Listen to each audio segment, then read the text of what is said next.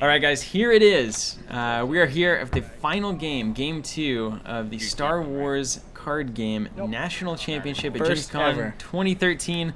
I'm Steven. And I'm Zach. And, man, we couldn't be more excited to be here with you guys enjoying this last match. We have Smugglers and Spies, played by Grant Huddleston on the left, Tulsa native, and we have Matt Coles on the right, starting Imperial Navy and going into everything that we kind of expect. Follow the Jedi. Reconnaissance mission, a great little thing to open with, and defense protocol, which is a surprising include. That is one of his more surprising plays here, and I think it really gives a lot of credit to Matt as a deck builder. This is pretty impressive. Do you know where Matt's from? Do you know Cincinnati, Ohio. Cincinnati, Ohio. So everyone from Cincinnati, congrats on having such a good presence here in the finals. I think there were some other Cincinnati guys as well. Top four. And the top four. The top four. So that's good. Grant. Starting out, we had a security team double swindled on those two. Wow, so he's going to keep balance. Right. Ludicrous. Now, it's important to note, in the game prior to this, Grant won as the dark side, with Matt destroying 2 objectives. So that is intense. So you're giving up 2 resources on your first turn. Wow. To keep Matt entirely off the board. Wow. That is a heck of an opening. That's big, because that's going to clog the draw. We have 2 Trust Me's out as well. Interesting. Now, Trust Me would be in this matchup typically would be a huge deal. Mm-hmm. But Matt's deck is a little different than the typical Sith control. I'll tell you, it will put a hamper on the Talon Roll shenanigans that we've seen out of Matt, or at least the deck that we believe Matt to be running. And so maybe that'll be an issue. I see 2 Sleuth Scouts in hand there for Grant. This is looking really good off the bat. Now, see, the interesting thing here, so he drops 2 cards, which means he draws back up, but he's down 2 resources. And if he uses, let's say he plays 2 2-cost guys here, he's only going to have 2 resources next turn if he doesn't have a resource in hand, which I don't think he does. Yeah. So this momentum better buy you something big. And the interesting part, I think really Grant's objective draw is pretty poor here. Yeah. He has nothing to raise his unopposed bonus or his objective damage, so... That would really, if we saw the across the Anoid and a raise your stakes here, this would be a completely different first turn. Absolutely, especially if you can drop 2 sleuths in that are going to each be doing, 4 damage. Mm-hmm. Like, that alone would pretty much seal the match for Grant, but he opts to play 1. He's going to have 6 resources next turn. Still has the balance, so that's going to be an issue for Matt. He's going to have to do something here to get that. He'll play and commit. But it's not a bad start. He's got a Sleuth Scout versus Matt's resource, and he's got 3 damage on the board. That's the exchange we have right there. Yeah. And essentially, Matt kind of coming back out here with what we saw earlier. Another Sith library, so building his resources quite nicely here. And the Royal Guard and the Heavy Stormtrooper squad, so well prepared for this Sleuth Scout. And I think this is wise on Grant's end, not dropping both Sleuths, because at this point, they're really not as good as they otherwise would be. And maybe save him. Yeah, maybe save him for a bigger drop next turn, maybe a Falcon or something. Now, the curious thing here is dropping both Swindles that early. Yes, he kept Matt off the board, but he also doesn't have it as a trick anymore. Yeah. Because 2 of them, the odds of him seeing more, he may see 1 more this game, like statistically speaking. Yeah. We'll see how it plays out. He's paying 2.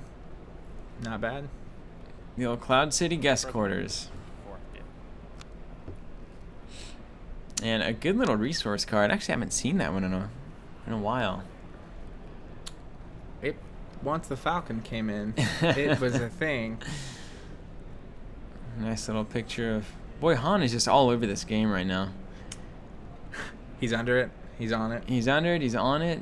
His character sees a lot of play. These play mats are everywhere. The resource back there.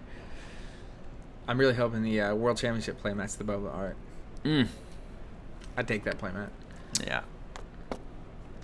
Scum maybe need a little help along the way. They may need help. I have not seen many of the green cards. I'll say that.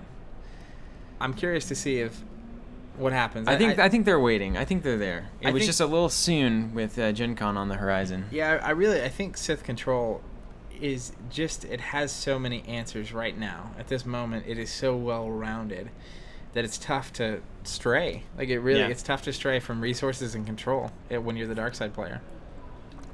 We've tried. We have indeed. We have tried. So, really interested to see what he plays out here. I don't exactly know what's in his hand, but he's not in a bad spot. considering he needs... Yeah. So at this point, he's 2 objectives is a tie. 3 objectives is a win. So he really just wants to win this game. There's none of this like bum rush out. If Matt hadn't destroyed in the last game on the last turn, that last objective was target of opportunity, yeah, then Grant would only need 2 objectives to win, which would change things significantly. But we see the other sleuth. And Cloud City Operative. Okay. Not exactly the best time to play that operative, but sometimes you just want the tactics icon. It's not bad. I think it's going to get him potentially an unopposed here, but Matt may block it, and he does. Edge battle could be critical here. I'm not. It looks like 3 and 3, 3 cards, 3 cards. Maybe 4 over there on Matt's end. I think it is. He's got 3 left right now. And double pass, twist. Oh, and he dropped the Han. Great Ouch. twist for Matt there. Great twist. I almost wonder if Han, instead of the sleuth and the Cloud Sea Operative, would have been a better play there. Obviously, Han is super. Like, at least, let's see what happens. Playing another. You're gonna continue to pass. Yeah, definitely gonna win that one. Drops the blockade runner too, man. Just getting a lot of heavy hitters out of that hand.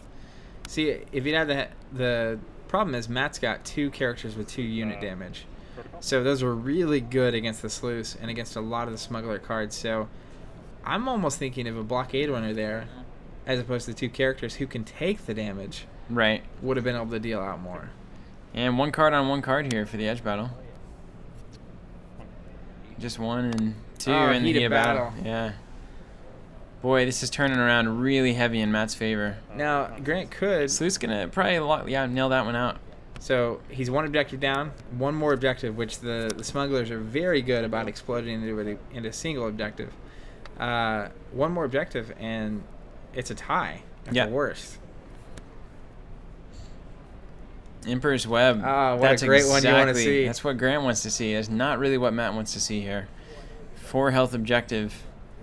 Very much within reach of more or less any Smugglers and Spies unit that you put on the board. This is one of the situations, too, if you're the dark side player, I don't want to destroy any of those objectives. You don't want to destroy those objectives. And there's that attack squadron. Man, that is great tech. Hard. Just great tech.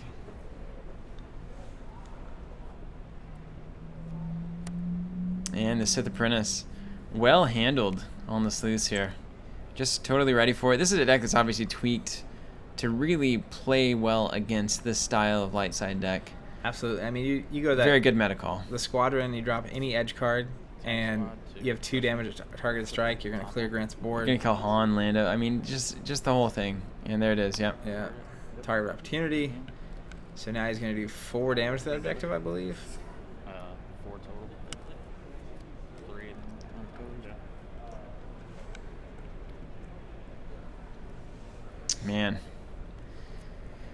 Man.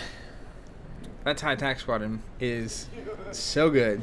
I'm wondering here, can Grant actually, could he play an event, cancel it? Can Trust Me cancel any event or any? I think it's only an opponents. I was gonna say you could maybe suicide his own Trust Me to try to get something better out there. And still have plenty of resources. Looks like 6. Yeah.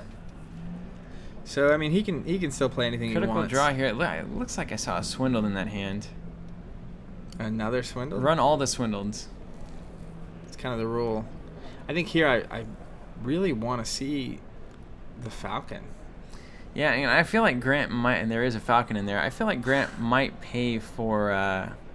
He's run through a lot of units through those edge battles and just kind of get him in the discard pile. You may run into a situation where you see, and not exactly a good hand, you know.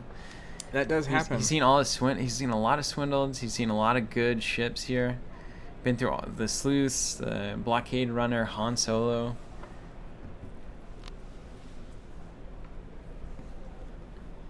Interesting to note, if he does have the Falcon, which I believe he does, and a swindled, he can easily do both.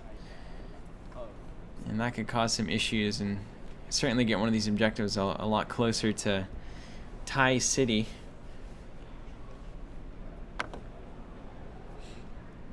And what are we at? 2 in the morning, probably? Yeah, this is roughly 1:45, 2 o'clock. After a day of nothing but Star Wars. Yeah, I mean, at this point, they've played... This is their 9th match of the day. So, it's been a day. It's been a day.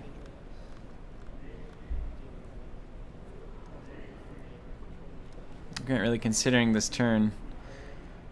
You can't really feel the pressure and the tension here as much as you could when you were there. On location, this was a lot of people gathered around. Silence. Pure silence. Pure silence. Because, during the day, there's thousands of gamers in the gaming area, and there's just constant this level of noise. And then by this time, it's cleared out. And you could just, hear the ringing in your ears from lack of noise. Yeah. Grant really slowing it down, taking the time. No rush. Don't want to lose it on some silly move.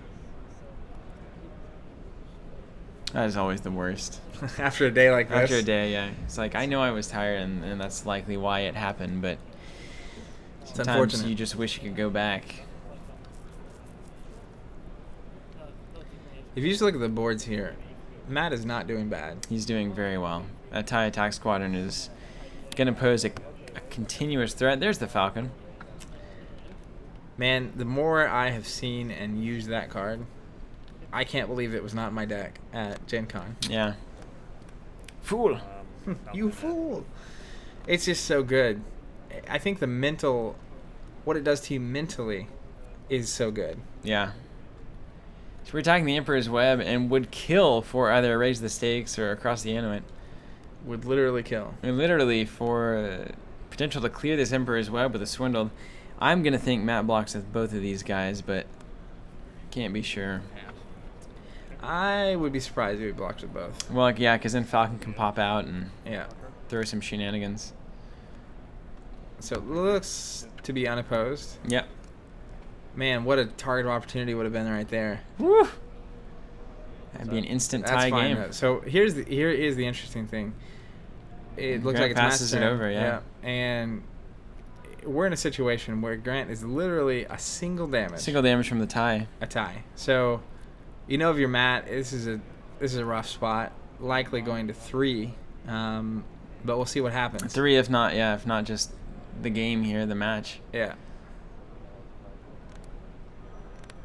And we still have that threatening the Swindled with that open resource on Grant's side of the board. This is where a Force Lightning would just... It'd be what you want, but you got to trust me out. Yeah. No worries. And in fact, would probably welcome the chance to kill that thing. All right, so he's lowering his reserve value by 1 to do a damage to the Falcon, which is curious. He's going to probably have target strike of 2. So if he attacks with the squadron, it's going to force Grant, if he wants to keep the Falcon around, to put the Falcon back Pop in it, his hand. yeah. Paying 4? And 5, here comes Evader. Yep. Man, that's a nightmare.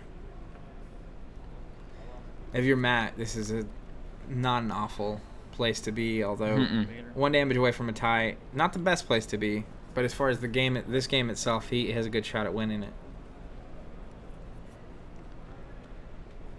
Notice the lack of tactics, which is something this version of the build is a little less heavy on. Much more aggressive, a little less controlling here. Trust me. So attack squadron coming in. Grant's gonna have an option to pop the Falcon out. I don't know if he has the ability to do that. Looks like he doesn't. And there's a fate card, so Falcon's gonna die. That's curious that you can play Twist, and that will count for you. And Grant now wondering if he should have probably used the Falcon's ability. I don't think he has anything in hand to put in, does he? You don't have to be able to put something Don't in even have to put something in. to put him into your hand. Which I would be curious if he just let the Falcon die. We'll see what he does, but to just let it go, maybe you don't want it in your hand? Looks like it. Looks like it's gone. He wouldn't be able to play it next round, which is rough. I'm sure that's what's going through the head here. Yeah. It's interesting to note that... Oh, he would be able... No, he'd only have 4. Yeah.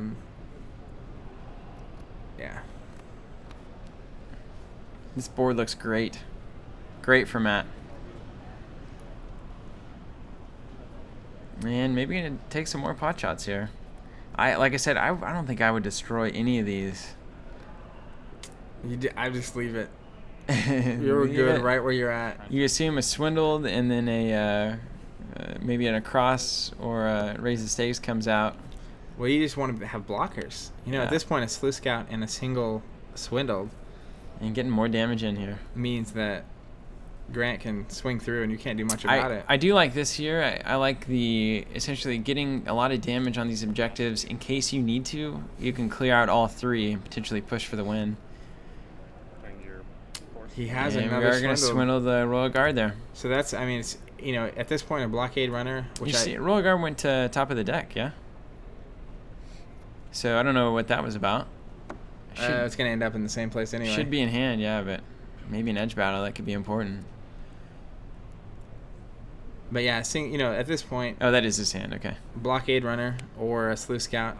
Sleuth Scout not as much because the Stormtrooper, I didn't realize he didn't do anything with him, but... A blockade runner here would be Talon roll. You got to cancel that. Yeah, I think you do. It looks like we're not going to. That could be a significant play. Very significant. It's a fine line, but the definitely the one with 4 damage on it. I feel like that. They did rule it. I think they may have asked there. They ruled it where you can't put 2 damage on a objective that has 4 on it. Like you can't pay the cost, so you can't. Oh, really? At the top 4, they rule it that way. So he would have had to have done. Had it in the middle one, huh? Which is, I don't know. It's tough. Drops the Saboteur. Looks like just looking for units here. I remember this moment. He face palmed a little bit. I think he thought he had more resources than he did. He's only got 2 left, and he does have a blockade runner in hand. Oh no! Which could have forced a draw. Assuming it doesn't, yeah. Because he's only got 2 left now. So yeah, and no way to do that damage without. And really only two unit damage on any of those units. Oh man. Does have a force choke. Now he can cancel the force choke, but he cannot cancel Vader's ability. He cannot. Unless he has an over my dead body. Yeah. But now I see he's got the. Wow. That's rough. That was rough. So 8.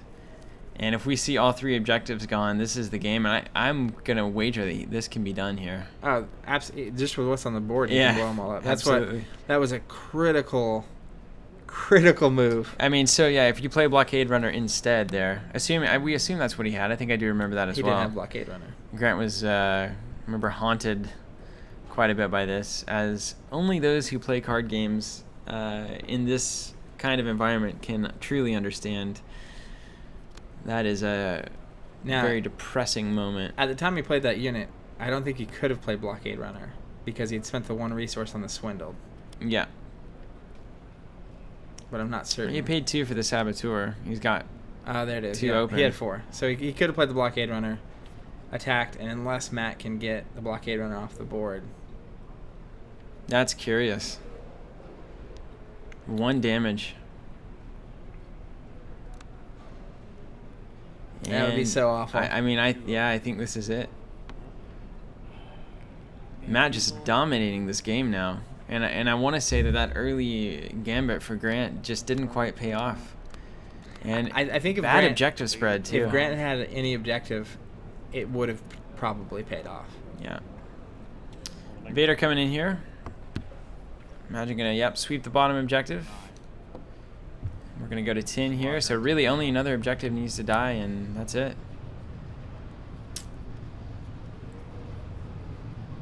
I think it just makes it go to 9. Yeah. That was the first objective. I'm just assuming the 4 damage one is dead. Just give me an unopposed challenge. And man, this is rough. He also had a Lando in his hand. I see a Lando. I think there was a miscalculation. Yeah, this is kind of a heartbreaker. Yeah. Unfortunate. Sending everything to the last one. Yeah, wow, and there we have it. What Matt a Coles. match. Congratulations to Matt on a fantastically well-played game and fantastic decks to really counter this. And congrats to Grant for making it there. Congrats to Grant for making it to the finals. Both these guys deserve huge amounts of praise. And I know Grant is still kicking himself for this, so I assume there will be many comments about why didn't you do X, Y, or Z. The answer is probably it was 2 in the morning, and well, I'm exhausted. I messed up, you know, and this does happen, but you can't fault the quality of play here, really. This is, I think, the first time we've really seen Star Wars at this caliber. It's fantastic to see. So congratulations to Matt from Cincinnati and to Grant from Tulsa, Oklahoma. Hopefully you guys will meet again at Worlds and do this again. So for all those watching, thank you guys for following us and checking out what we're doing. We love to get these games out to you guys. And if you want to support what we're up to, we've got plenty of ways to do that. TeamCovenant.com/store. You'll find a link here is the real source of where we are able to do what we do. And we would love to have you give us a visit and let us prove to you why you should be buying from us all the time. We also have these Force tokens on the left. Grant's been using them this entire tournament. If you like those, you dig them, they are acrylic and they're really nice. We do have those for sale as well. So thanks for watching, guys. We love it. And we will catch you around the next bend. See you guys.